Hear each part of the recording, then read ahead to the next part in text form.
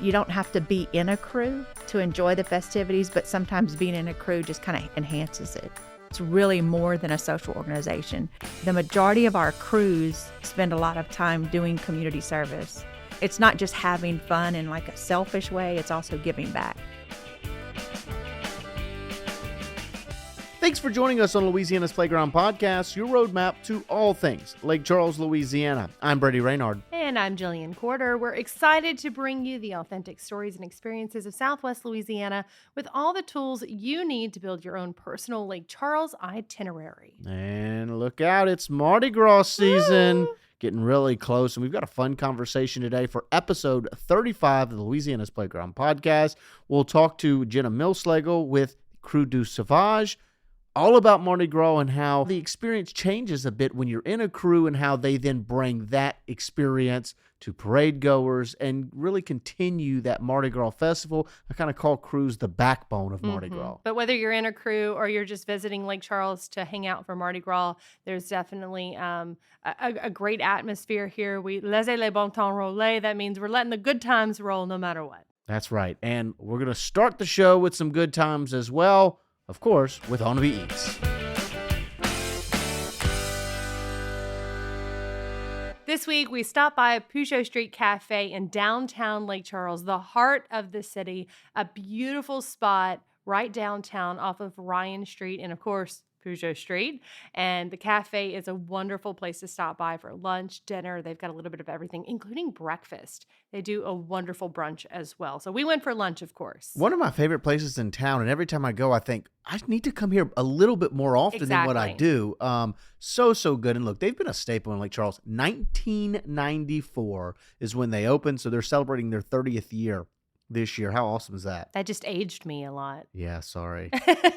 I am older than the establishment, so that's at least good. And look, their Facebook page, I want to give a shout out to what they do. There's no fluff there. It is all what they've got to eat and new things on there. And so if you are someone that wants to try new options, their Facebook page is a must look. I did it earlier today, and I'm starving now. Well, also for a restaurant that's been in the business now for 30 years, while their main menu might be full of the staples, right? The things that they're not going to get rid of, the things that haven't changed in 30 years potentially. They are constantly revamping and adding new fun things to, they have like specials each season. So they're constantly adding those new things. I like how their motto is there's something here for everyone. And they show that through like a really eclectic menu of like comfort food and cocktails. I'm telling you, they've got like appetizers that across the board there. There's salads, soups, burgers, sandwiches, po' boys, there's steaks, seafood, pasta, tacos, breakfast, and then a whole boatload of desserts. And some of those are seasonal as well. In addition, stuff like coffee, frappes, cappuccinos, and smoothies. It's so interesting when you look at the menu. The hardest thing is sitting down there and then deciding what you're going to kind of go with. For sure. And the atmosphere there is wonderful as well. Inside, you get this kind of like French cafe feel. Outside, there's a patio, a covered patio that's great to sit on. It's also dog friendly, so that's really fun. And it's a great place if you're just walking through downtown, this is a great place to stop in for sure. And we had a great experience, as we always do. And we started with appetizers, the oysters, Pujo. It's oysters, and they batter it with like pecan and panko breadcrumbs, so it's going to be super crispy. Then they fry it perfectly. And then when it's done, they top it with some cream spinach, tasso, which is a Louisiana-style kind of smoked pork cut there. And then they have smoked Gouda sauce as well on top of it. And they cover that oyster. And let me tell you, it's so crispy. It's that perfect amount of sauce. It's so meaty from both the oyster and the tasso. And then after you get through the crunch, through the sauce, you then get to that oyster. And it's just like the pearl in the middle of that oyster, right? So good, so fresh tasty. You could tell it's a Gulf oyster. It's so good. I love fried oyster so much. And this is such a little twist on a fried oyster. Usually you don't have that crispy batter. And so this is a nice little twist on it. So flavorful, so many things going on, and yet it blends together so perfectly. And oysters aren't for everyone, right? We're not kidding ourselves. Some people are just not into oysters. I'm one of those people. But let me tell you what I am into. The Cajun egg rolls, also an appetizer that we ordered. They're stuffed egg rolls, right? It's jambalaya stuffed into an egg roll. Crispy, crispy egg roll. Drizzled with a pepper jelly, sweet and sour sauce, which is really good. I kind of So want that good. sauce just on its own for Yeah. all meals now. But really good. The sausage in the jambalaya is really flavorful. It packs a punch. It's smoky. Again, that sweet and sour sauce on top of it is like the perfect little hint of sweetness that you kind of need when you have something so hearty inside. And salty, right? The sweet Yeah. and salty. That's where I find it shines. Yeah, for sure. And the pastry itself is perfectly layered and fried, and it's really good. It's a perfect crunch, crispy stuff. I've said it before in this podcast that it feels like specialty egg rolls are one of the best things on the planet. And once again, the jambalaya filled egg roll doesn't let anyone down. Yeah, Pujo Street Cafe is doing it right over there. So moving on to the main menu here, I ordered the Monte Cristo sandwich. If that's on the menu anywhere, I'm probably going to get it. How can you go wrong? Roasted turkey and Swiss on an egg-battered Texas toast that's grilled, and then it's sprinkled with powdered sugar, and it's served with raspberry sauce. What? And they do it a little differently than other Monte Cristos you've had, right? Yeah, so a lot of Monte Cristos are deep fried. They're Okay. battered, and then they're deep fried, which is delicious. It's great, but sometimes you feel terrible about yourself after you eat it. And this one, you feel a little, you don't feel as bad, right? So this is a grilled version of that. 25% less guilt. Yeah, exactly. This Monte Cristo is, again, egg battered, Texas toast, super buttery, and it's grilled just like a grilled cheese. And yeah, it's really good. It's not as heavy as a deep fried one, so I think that's better because you can eat the whole thing and then not feel terrible. You can like still walk to your car. It's another one of those salty and sweet combos, right? It is, yeah. When you're listing off the ingredients and you're saying turkey, cheese, toast, powdered sugar, and raspberry, it kind of sounds a little wild, but think of it almost as like your Thanksgiving dinner sandwich. You know, you've got the turkey, Right. something there to ground you a little bit, but it's also got that buttery sweet thing that maybe like bread would do served with a meal. And then that raspberry, it's really good. Yeah. It's tart. It's not overly sweet, even with the powdered sugar, because it's basically, you know, a sandwich on French toast. But the powdered sugar and the raspberry just work really well. Yeah, well, good sweet sauce is so good with meat anyway, Mhm. especially kind of when you start throwing in some other things like bread and stuff to really kind of pull it, and then that salty flavor is so good. I agree. Even though I've actually never had a Monte Cristo. You're missing out. Shocker here, I went with the gumbo. Of course you did. It was cold too, and so, you know, there's no The such weather thing. was cold, not the gumbo. Correct, yeah. There's no such thing as gumbo season, but when it's cold, I do like feeling warm in my body, and so a soup or a gumbo is perfect for that.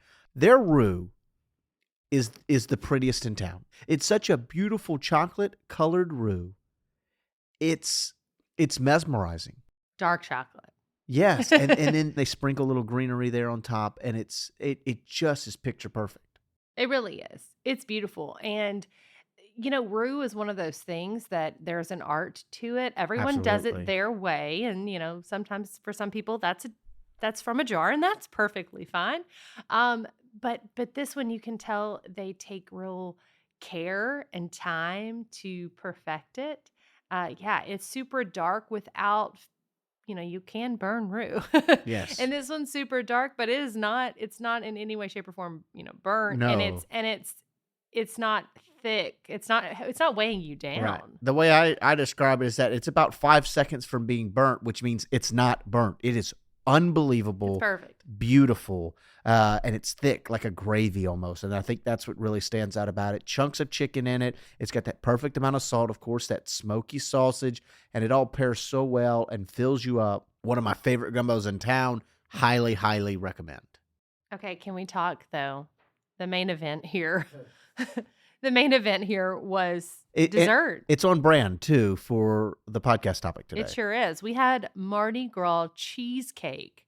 And this isn't just cheesecake topped with your Colorful sprinkles. colorful purple, green, and gold sprinkles. Or sugar, yeah. The cheesecake is purple, green, and gold. It's perfect. It's not only beautiful, but it tastes delicious. And each layer is a different flavor. So That's it's right. not just food coloring or anything like that. The top layer is blueberry. Mm-hmm. And it's a very kind of muted blueberry flavor. It's not super heavy there. It's not overwhelming. No, it's not. But there are some chunks of blueberry in there. And then lemon, and it's very much a lemon cheesecake, right? Mm-hmm. I love which that. is so refreshing. I do love a So lemon amazing. cheesecake. That's so good. Love it, love it. And then a pistachio at the bottom, which once again is a very muted kind of nutty flavor. But once you eat it, you immediately like, yep, that's pistachio, and that's Yeah. awesome. I've never had pistachio cheesecake before. Nor have I. I love pistachio ice cream. It's the best Bluebell flavor. I there would like is. an entire pistachio cheesecake now. 'Cause Agreed. It was great. So blueberry, lemon, and pistachio, you might think that, again, that can kind of be overwhelming or not blend well, but those flavors work so perfectly together that it's really good. Everything just adds something more to the dish, and it's beautiful. It's beautiful to look at. And the lemon really kind of stands out probably of the most of the three flavors. And I almost got a key lime pie vibe from it, Mhm. like a key lime cheesecake almost. Yeah. And it was really refreshing and delicious and not heavy at all. And Sure. so it was a awesome cheesecake and really cool for the season as well. If you're in Lake Charles and you're letting the good times roll, we hope you roll right past Pujo Street Cafe in downtown Lake Charles. What's great about the restaurant is not only is it, we always say this, it's in great proximity to the interstates. That's true of almost every restaurant here in Lake Charles because everything's really well situated if you're visiting town, but better for the season because the Mardi Gras parades, they're going to roll you right down Ryan Street and literally right in front of Pujo Street Cafe, so it's perfect. Yeah, and specifically, it's right off I-10 because it is downtown Lake Sure. Charles. So it's no longer than a gas station stop in terms of how far away from the interstate it is. So if you're kind of really getting that hankering, I would say it's worth that stop because there's so many different flavors, and you could eat there probably 30 times to get something different each time. And it's perfect for Mardi Gras, obviously. So drop into Pujo Street Cafe and let us know what you think. From a great meal to a great gas, we welcome on Gena Millslagle, the captain of Krewe Sauvage, a Mardi Gras crew here in Lake Charles. She's a nursing professional by trade and a crew leader just because it's so dang fun. Gena has also served as president of the crew and holds the honor as reigning as Queen Sophie VIII with her late husband Eric Millslagle as King Henri VIII. Welcome to the show, Gena. Good afternoon. Okay, so Southwest Louisiana is known for big city amenities, small town charm. It makes for a variety of experiences that someone can add to their itinerary when visiting Southwest Louisiana, from the types of food to outdoor adventures. We've got national and regional entertainment as well. So before we get started talking about Mardi Gras, we're going to ask you just a few questions to let listeners know a little bit more about you and how you play in Louisiana's playground. Are you ready? Yes, ma'am. All right, rapid fire questions here. Crawfish or gumbo? Gumbo. Why? It's easier to cook and eat. Okay, I get it. Okay, next question. Poolside or beachside? Beachside. Why? It's just more relaxed and more calm. Like I feel at one with nature versus a pool is still kind of artificial. Everybody's not really relaxed and as is like they are on the beach. The ambiance, maybe the natural sounds are a bit different when you're at a pool versus listening to the waves. Right. Okay, sounds good. All right, concert or comedy show? Concert. Okay, what are we listening to? Like old country. Okay, who's your favorite? Probably Johnny Cash. Johnny Cash, all right. Well, from there, let's talk Mardi Gras and the cruise and everything kind of associated with it. So one of the first questions that we always kind of get asked by people coming and visiting is, what is a crew? How do you explain it in your words? To me, a crew is a social organization made up of people with common goals, common objectives. And in the situation of Mardi Gras, we're celebrating the Mardi Gras season, which is, of course, closely tied to religion in Southwest Louisiana. So to me, that's what it's about, is celebrating the festivities, you know, from the 12th night after Christmas all the way to Ash Wednesday, and kind of participating in community events and getting to spend time with people that, you know, you care about. And down in Lake Charles, that's really your family. And how long have you been with Krewe Sauvage? Since 2003. Wow. So just celebrated 20 years. How has that changed over the last 21 years now? It seems like in 20 years, we've gotten smarter with the events that we plan for our crew. We're big. We're probably the biggest crew in Southwest Louisiana. And how many is that now? I'd say about 325 right now. Wow. That's massive. And our ball is about 1,000 people. So I feel like we've grown in terms of we've matured as a group of people to really value our time and our families. And what we find to be most important as a crew is actually celebrating at our ball every year. And what does that all encompass? It encompasses a weekend of fun, letting your hair down, leaving your kids at home for the most part, getting to see people that you've known, in some cases since high school, a lot of cases since college, or maybe you just met in the Mardi Gras crew. Ours is more of a destination ball. It's at the Golden Nugget because we need that size of a venue. And we really just kind of relax and have probably too good of a time. And you were saying that this is a formal ball. For those that maybe haven't gone to one before, kind of give us that experience. So it's black tie and floor-length gown. Everyone, that's the attire. We have the presentation of our royal court every year. After the royal court is presented, then our music starts, and we usually have a live band, and then Deep South puts on just a giant show for us with the smoke and the lights and the in-between music so that the musicians can take a break. And we just have a really good time and kind of focus on, I guess, adult time, if you will. Yeah. Yeah, like you said, leaving the kids at home, which is necessary every once in a while. It is necessary. And having this big, blowout party of the year. And I know that's the biggest time for you guys that are in the crew. And the forward-facing portion, obviously the parades, what is that preparation like from there? In the beginning, I remember our first float being welded off of the base of a flatbed trailer. Mm-hmm. And now we've grown to where our floats are most floats are pulled by 18-wheelers. So when you prepare for the float, for the parade, you have to take into account safety. The fire marshal is going to get on your float to make sure you have everything that you need. Making sure that you follow the rules and regulations of the city. And obviously you need to have a lot of throws. Mm-hmm. So we do, as crew members, we do invest quite a bit of money in what we provide to the public because that's what they're there for. They want something to take home. For sure. And of course, for people who are maybe outside of our area looking to come to Lake Charles for Mardi Gras parades, you're obviously going to get a ton of beads, but you get other cool stuff too while you're there. You can get candy, stuffed animals, toys. A lot of people throw moon pies. Mostly it's a lot safer than when I was a kid. I remember they used to not really have quite the regulation mm-hmm. of what was thrown, and now you have the police walking on the side, especially on Fat Tuesday, to make sure that everyone's safe.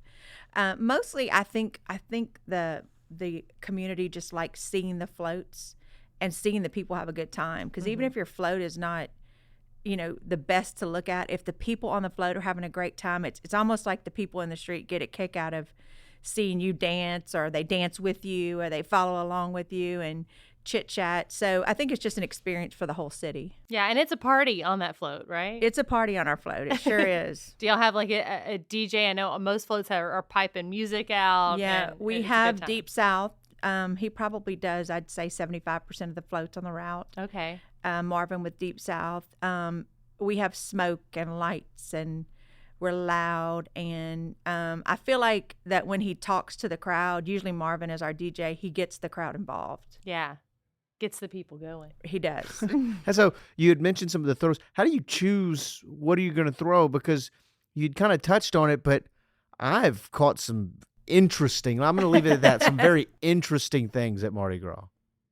When I shop on Amazon, sometimes I just buy anything, like the rings that light up mm-hmm. to the toys for kids. A lot of people make trips to Lafayette or New Orleans just to buy throws, and mostly we're choosing what's available in bulk. Sure. so that we can, have enough. We don't like to run out. I just didn't know if there was a couple you always like, I'm going to throw this crazy thing just so I can see a reaction of someone that's Oh going to yeah, catch it. I do pull my best stuff aside, just to see, what the person that receives it. Like I love to drop a stuffed animal for a kid Yeah. because I don't know why they love stuffed animals. I don't know There's why some- either, but, Yeah. but Well, I got there's a lot of them in something. our house. Yeah, well, there's something about catching it. It's like you worked for it. You earned it Yeah. almost. So it's kind of special. I mean, how many different places do you get to go somewhere and you get to take a piece of it back with you? Right. And that's was always kind of special about Mardi Gras, Yeah. Our son, his first Mardi Gras, he was like 8 months old, I believe, and caught a purple elephant stuffed animal from somebody. I don't know what crew threw Wow. it, and really big. And like we still have it, years later now. It's one of those special things, and he'll always remember like, oh, that's my Mardi Gras elephant that I Yeah. got. yeah. So- We touched on it episode 10 of the podcast when we did the kind of the history of Mardi Gras here in the area, and so we kind of touched, funny enough. Oh, really? mentioned You told this about- story already? Yeah, about Philip's little purple elephant, and he found another purple elephant in a book, and he connected the two, and just was crazy about it, and it all happened because of Mardi Gras. How about that? So, here in Southwest Louisiana, we have what's called the Crew parades. The big parade to kind of end Fat Tuesday, in the celebration of Mardi Gras, and that's where all of the local crews get together and each kind of have their own floats. What's that like coordinating with the other crews in town to all have one massive celebration? So really, there's an organization called Mardi Gras Southwest Louisiana that does all of the work for that. They coordinate with the city in terms of the parade permit, in terms of the barricades, the security. So it takes a lot of time and a lot of money. And honestly, I feel like Mardi Gras Southwest does all of the work for that day. And the money that we pay, the fee goes into supporting that parade. So Crew of Crews is the biggest entry fee because they're paying security to walk on the side of the float so that the crowd doesn't overcome the barriers. So there's a lot of coordination from the city. We work closely with the city, and because we're members of Mardi Gras Southwest Louisiana and we pay the entry fee, they spend a lot of time communicating the safety rules. But I'd say it takes the better part of 6 months just to coordinate a parade. I think they Wow. permit in the summer, and they start from there. And I think that what really stands out about Mardi Gras Southwest, about our parade here in Lake Charles, is the safety factor. Not that other parades are not safe, but they do focus so much on that, and you're still having such a good time. It's Right. not taking the fun away out of anything. But you feel like, yeah, I can bring my family there. I can bring Right. my little ones to this parade and feel really safe and good about it, and a well lit area and all that. And of course there's the zone, Right. That's you know, amazing. which is really fun. That's where families can go and have a And good there's time. even an area that is supposed to be for special needs Mhm. people, decreased volume, roped off just for them, which I think speaks volumes about what we're trying to do in Southwest Louisiana. I think so too. I think it shows what the real goals are here. Right. So what is Mardi Gras? I guess the celebration, the time, everything, the event of Mardi Gras. What does it mean to you?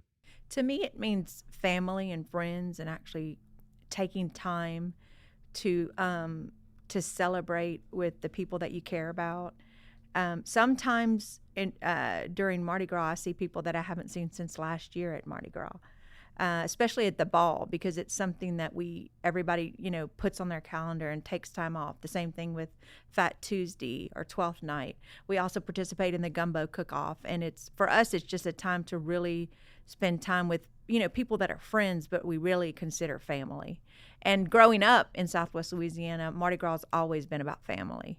I never went to New Orleans for Mardi Gras as a child. I never had any desire. My parents didn't talk about it. It was more of a forbidden thing. It wasn't like the family celebration down here. So to me, Mardi Gras means family. Mm-hmm. A lot of people think that the holidays at the end of the year, are they're all about family, and they are. But in Louisiana, you do get that unique experience that you've got other holidays, and yes, Mardi Gras is a holiday for those outside of this state that are listening. It's a true holiday here, and it is, like you said, it's all about family. You get off school Right. You know, people don't realize that you get weeks off of school for Mardi Gras. Right. So you get Monday, Tuesday, and on Wednesday, when the adults are recovering, the kids are going to church. No, I'm joking. No, but it really does show what it's all about for sure. So, how have you seen? You've been in this game now for 20 years, 21 years with your crew. How have you seen Mardi Gras in Lake Charles change over the last 20 years, and where do you want to see it go? To me, it's grown. I know that in the beginning, I didn't realize we had a crew from DeRidder that would come down every year for the Fat Tuesday parade. I also feel like what we did as a crew, which is we started our own crew because it was hard to get in some of the bigger crews. I've seen more crews start from the ground up in the last 10 years than we did in the first 10 years. So there's a crew out of Moss Bluff. There's a crew out of Iowa. Just crews that basically had the same idea, and they just started their own crew. And they, now they're reaching out to, instead of the older Mardi Gras people, they're reaching out to the, 40 and 50-year-old people saying, how do you start a crew? Mm-hmm. So that's exciting for me. There's one out of Cameron. And then it's exciting. I mean, I think the fact that we have, we can look up a Mardi Gras schedule on a social media platform is amazing. Mm-hmm. Because when I was a kid, your mom and dad looked up the parade in the newspaper and then you went downtown and you found the parade. I think it's unique that we can look at what's going on about Mardi Gras on social media. We even bought our 12th night tickets on a web-based application this year. So I think it's exciting to see Mardi Gras evolving with the times. I also think it's exciting that our, with everything that's changed in the world, that we still support a tradition this deep in our schools and in our universities and in our state. So that's exciting to me. I think we're going to keep moving forward. We have some really good leadership in the city. There's a lot of growth in Lake Charles with the downtown development. I'd like to think with the new leadership at the Civic Center, we're going to have even more events. Mm-hmm. So to me, I think we have nowhere to go but bigger and better. Very exciting stuff. Speaking of those traditions, what are some of your favorite Lake Charles Mardi Gras traditions? I like all of them, but I think the walking parade that is newer is really cool because there are some people that don't want to be in the middle of large crowds, and there are some people that don't want to be suffocated for a beat or somebody jumping over you. So the walking parade has been around, I'd say 5 to 10 years, 5-ish. And it's a small entry fee, and you can walk in it's a walking parade in the morning of Mardi Gras. So I think that's neat that it's something new and it's survived. And then probably my next favorite thing outside of the parades and the ball is the gumbo cook-off. Mm-hmm. It just really shows off our culture. I love the way the local businesses participate. I don't like the way they win all the time. The casinos win a lot of gumbo contests. But it's really fun. And you really can't go anywhere else and get all the gumbo you want for $5 or $10. It's so competitive, So too. People come from Texas, and a lot of those people stop at your booth, and they're like, what is this? And you find yourself engaged in a conversation of 5 minutes just talking about our culture and that this is something that we do. And they're like, so I get to taste everything in this room? And yes, ma'am. As soon as, 11 o'clock hits, you get to taste everything in this room. They're like, oh, my goodness. And then we give beads and, we do different things. So I like the gumbo cook-off just because it's the premise of it is so cool. Now, for your crew, for Sauvage, are you cooking that gumbo? I cook in the women's seafood team. Okay. And we have been known to win quite a bit. In the professional division. Yes. Okay. So, and we have 2 men's team that win quite a bit too, wild game and chicken and sausage. Okay. It's the wild game that it makes me a little nervous. It is. Things get a little wild. It is so good. No pun intended. It is so good. So we have a lot of guys that hunt duck and geese. And they make a gumbo out of it. Oh, cool. And it is delicious. Yeah, that duck gumbo is really good. There's no turtle. There's no turtle in it. There's no alligator. I've had those before. So I've been down to Cameron Parish. It's safe. She's had snake gumbo, right? No. Snake and rabbit. Well, rabbit's good, but it's it's something. still fowl. Duck and geese, we're still safe. Yeah. Another tradition that we have that's very uniquely Lake Charles is the gala. Can you tell me a little bit about that and the experience of seeing these crews kind of promenade across the floor of the event center? So the gala is unique because if you look back at the mystery of Mardi Gras, your royal court is a secret until they are revealed at your ball. So the gala is an opportunity after the balls have revealed the court for the public to see your royal courts. So the kings and queens and dukes and duchesses, and then every ball has a theme. And even if it's, simple, like it's your first year and you're only black tux and, evening gown, you're still there representing your crew all the way to the most elaborate, crews like Illusions where they really get theatrical with their costumes. So it's a way to bring the community into the ball, so to speak. The court that was a secret at your ball is now promenading, at the Civic Center. So it's a fun event as well. I feel like after the gala, you probably have drummed up also a lot of interest in new members. They see it and they're like, that's just a taste of it. I want more. Right. And then they go out the next day to the parades. Mm-hmm. So they really end on, Tuesday night wanting to be a part of Mardi Gras. That's great. Yeah, I agree. I think it does, promote the cruise for sure.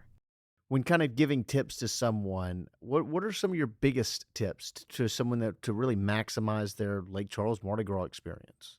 I would say try a little bit of everything, from going to a Queen's pageant to really understanding that Mardi Gras is in our schools, it's in our churches, it's in our homes. The parades are phenomenal. I think some of the things that happen on the weekends, like the gumbo cook-off, and there's sometimes events for kids, and sometimes there's a carnival. It just depends on what we can get in town for the year. But there's always something going on at the Civic Center related to Mardi Gras the weekend of the parades.